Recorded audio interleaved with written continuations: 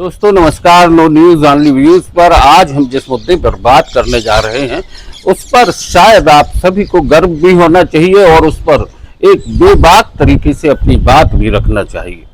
मध्य प्रदेश एक ऐसा राज्य, एक ऐसा देश का हिस्सा है जहां पर कि 12 ज्योतिर्लिंग में से 2 ज्योतिर्लिंग यहाँ पर हैं।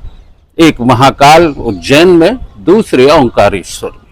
और ये बड़े गर्व की बात है कि इन दोनों जगहों पर देवाधिदेव महादेव की उपस्थिति मानी जाती है और बड़ी संख्या में श्रद्धालु आते हैं। लेकिन यहाँ जब हम जिस बात पर चर्चा करने जा रहे हैं उस पर अगर आप गौर करेंगे तो इलाहाबाद महाकुंभ, प्रयागराज महाकुंभ के समय में एक मुद्दा आया था वीआईपी कल्चर, और इस पर फिर उस समय तत्काल में बात भी हुई और ये चर्चा भी आई कि धार्मिक स्थलों पर वीआईपी कल्चर खत्म होगा।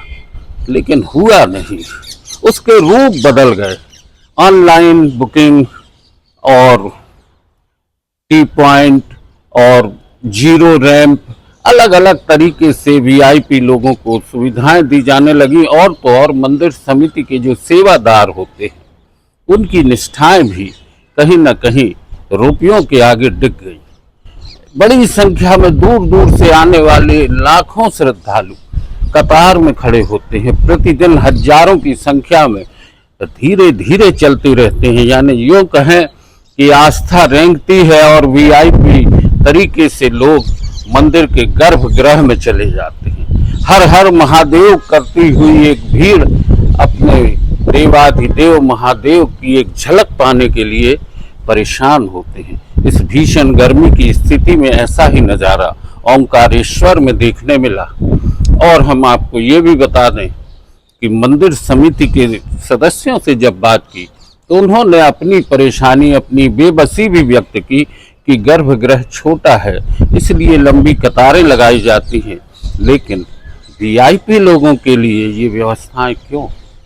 सवाल होना चाहिए ताकि हम सनातन में व्याप्त उन कुरीतियों को दूर कर सकें, उन कुव्यवस्थाओं को हटा सकें।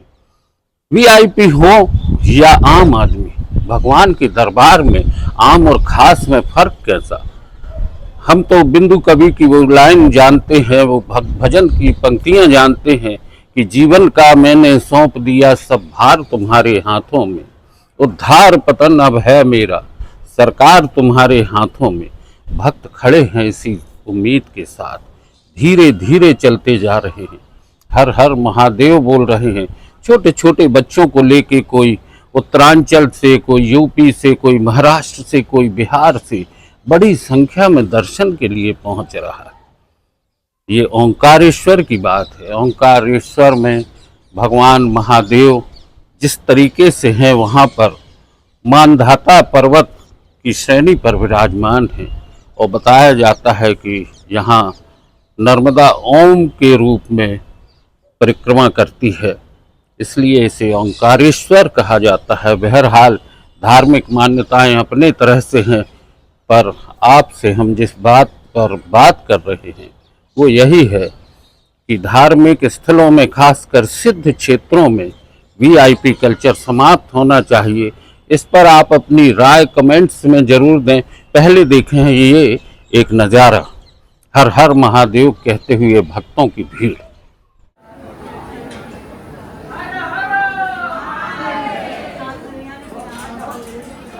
हाँ, गर्मी एक मान की और आदमी लोगों में वो दबे दबे वो सब।